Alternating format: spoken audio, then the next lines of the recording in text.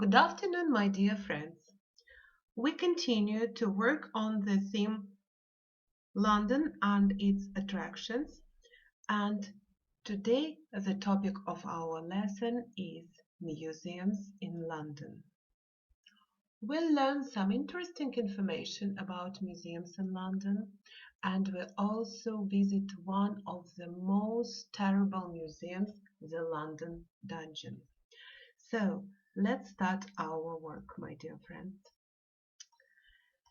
A visitor to London could spend several trips or lifetimes just visiting the city's museums. There are more than 200 museums in London, and many are free to enter. The vast majority have very good facilities, are child-friendly, and have incorporated interactive exhibits. You will find museums spread all round the city, making it possible to discover cultures, design, history, and neighborhoods as you explore. And now, let's watch a short video about museums in London.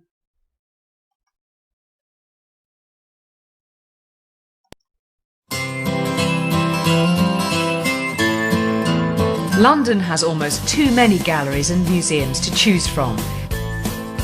The National Gallery in Trafalgar Square is one of the oldest and largest collections of paintings in the world. But just across the river is one of the newest, Tate Modern, set in an old power station on the banks of the River Thames.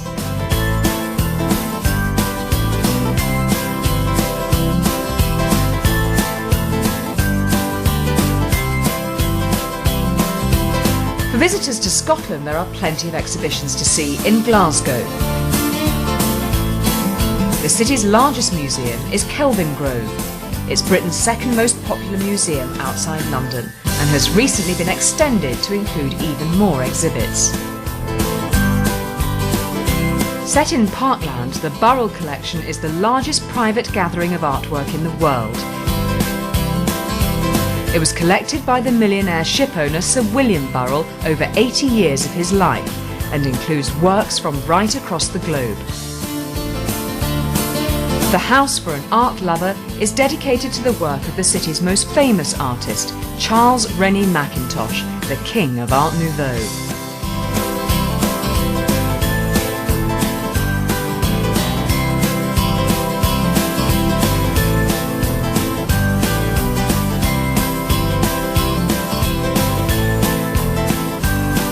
Liverpool is the city that gave us the Beatles. There's even a museum dedicated to the band, telling the story from their early days right through to their later careers. There's plenty more to Liverpool though. The Walker Gallery has a fine collection of art through the ages. And there's even a chance for the kids to have a go. The World Museum devotes itself to the natural world, with some fairly scary exhibits on display.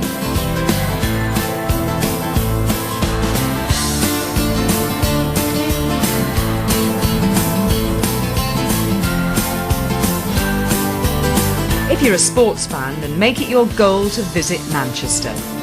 Here you can visit the home of one of the biggest football clubs in the world. There are regular tours around the Old Trafford Stadium, and there's a chance to admire all the silverware they've won over the years in the club museum. Nearby, Salford Quays boasts the Lowry Centre, dedicated to Manchester's most famous artists.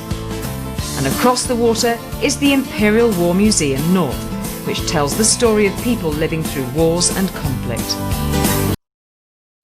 Okay, well done. We continue our work, and now please let's look at the list of the most popular museums in London.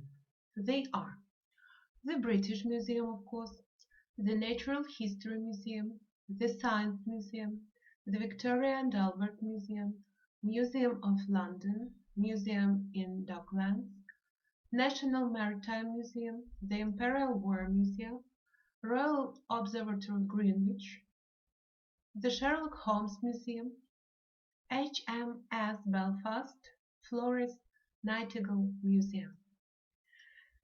The first museum we'll learn about is the British Museum. It was established in 1753. The British Museum was the first public museum in the world. It remains one of England's most famous and popular attractions. The second museum is the Natural History Museum, one of the big three museums in South Kyrgyzstan. This imposing and impressive landmark is beloved by kids for its famous dinosaur exhibitions. The Science Museum. This sits alongside the Natural History Museum and makes a great visit even in a short time, although it's filled with an entrance exhibit, so losing track of time is quite easy as well. The Victoria and Albert Museum. This one also sits next to the Natural History and Science Museums, and it's the world's largest museum of decorative arts and designs, featuring more than 4.5 million historical objects. Museum of London. This museum documents the complete history of this fine city from prehistoric days to the present. It's well worth a visit for anyone who's fond of England's capital. Museum in Docklands. Only open since 2003, so it's a very modern museum. This museum deals with the history of London as port, and they recently added a fascinating exhibit dealing with the slave trade. National Maritime Museum. The world's largest maritime museum is located in Greenwich and is well worth a visit for anyone interested in the seafaring culture and history. Kids will love the restored boats and planes. The Imperial War Museum. This famous facility shows displays of vehicles, weapons, and much more from Britain's modern military history. Royal Observatory Greenwich. Most famous for being the home to the line that divides the Western Hemisphere from the Eastern. This museum is located a bit out of the way, but in a lovely location overlooking the Thames. The Wellcome Collection houses Sir Henry Wellcome's comprehensive collection of historical artifacts, books, and objects relating to the medical science. The Sherlock Holmes Museum, the fictional home of the world's famous detective. Visit it. And the last, HMS Belfast, London. This World War II ship has been restored to its original look and serves as an interesting museum of the warships. And now, boys and girls, open our students' books on page 13. Today we are going to visit one of the most terrible horror museum, the London Dungeon. But before we read the information about this museum, we are going to learn some new words. Exercise 1, page 30. Listen and repeat the new words with me.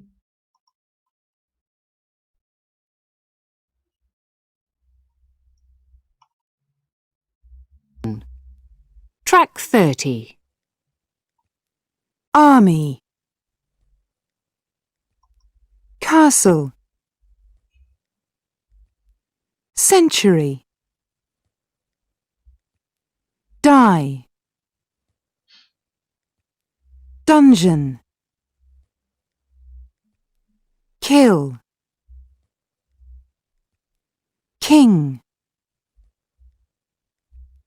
night, plague, prisoner, queen, servant, soldier, sword, war. Okay. Now please let's read these words all together and translate them into Ukrainian. Army, армія. Castle, замок. Century, століття. Die, помирати. Dungeon, в'язниця. Kill, вбивати. King, король. Knight, лицар. Plague, чума. Prisoner, в'язень. Queen, королева. Servant, слуга. Soldier, воїн. Sword, меч. War, війна. Now please, you can see a picture here, and our task is to name all the things we can see here. Number 1 is a castle. Number 2 is a king. Number 3 is a queen. Number 4 is a soldier. Number 5 is a servant. Number 6 is a prisoner. Number 7 is a dungeon. Number 8 is an army. Number 9 is a sword. And number 10 it's a knight. Exercise 2. Which words in exercise 1 are not in the picture? Which of these words means to stop living? Die. To make a person or an animal? Die. It's the word kill. A terrible disease? It's a plague. 100 years? Of course, century. A time of fighting between countries? It's war. Now please, exercise 3, complete the sentences with the words in exercise 1. The king and queen live in a big castle. A plague is a disease that kills a lot of people. When there was a war, many people die, of course. There has 10,000 soldiers. Their army has 10,000 soldiers. There in the castle cook and clean. Who? The servants in the castle cook and clean. This castle is from the 14th century. The dungeon is for prisoners. Absolutely right. And now please, boys and girls, we continue our work, page 31. Look at the text quickly. Is it from an encyclopedia, from a short story, or advertisement from a tourist attraction? How do you think? London Dungeon, as we can see, it is an advertisement for a tourist attraction. And now we are going to listen to this text, and after that we'll do the task true or false. So listen to the text, the London Dungeon. Okay, let's start. CD 1. Track 31. The London Dungeon. What can you do at the London Dungeon? Come and see London at the time of the Great Plague and the Great Fire. Learn about other horrible events in English history. The Great Plague. In the 14th century, a terrible plague killed many thousands of people in England. The plague came and went many times in the next 300 years. Then, in 1665, rats from ships carried the disease to London again. King Charles II and many rich people went to the country to escape the plague. But poor people didn't leave the city. They stayed and about 80,000 people died. The Fire of London. After the Great Plague, there was a very big fire in London. On the 2nd of September 1666, a fire started at the bakery of Thomas Fariner in Pudding Lane. Fariner and his family escaped, but their servant died in the fire. The fire started in this poor part of the city and then burned the old city of London, including 13,500 houses, 87 churches, and St. Paul's Cathedral. The fire was terrible, but there were not many victims, and only 6 people died. Is this really true, or did more people die? It's a mystery. Other things to do. Go for a boat ride in the dark. See the ghosts in the labyrinth of the lost souls. Or meet horrible people from history. Okay, well done. You will read this text, and now we go to exercise 3. Read the text again. Are the sentences true or false? It will be your home task for the next lesson. Let's read the sentences. On the London dungeon, you can only learn about 2 horrible events. Rats carried the plague from London to the ships. In 1665, many rich people left London because they didn't want to die.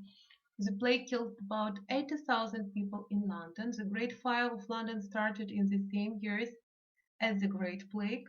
During the fire, there were many victims in London. You can meet horrible people from the history in the labyrinth. So your home task for the next lesson will be to write down are the sentences true or false.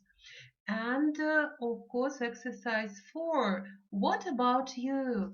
Think of a tourist attraction in your country or in your city, and in pairs ask and answer what is it, where is it, what can you do there.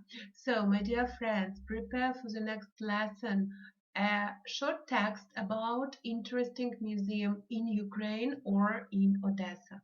That will be your home task for the next lesson, to read the text, to translate it, to learn the new words, to do the exercises 3 and 4. That is all for today. Thank you for your work. Our lesson is over. Goodbye.